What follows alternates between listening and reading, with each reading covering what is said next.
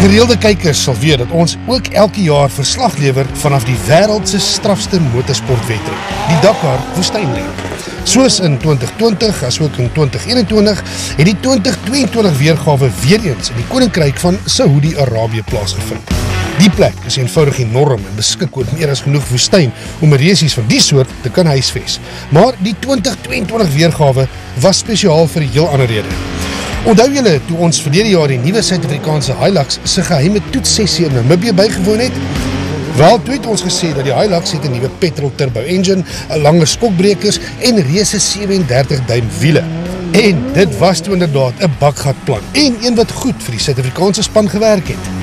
Beide Janiel de Villiers en Henk Lategan kon daarin slaag om sneldele gedurende hierdie resies te wen.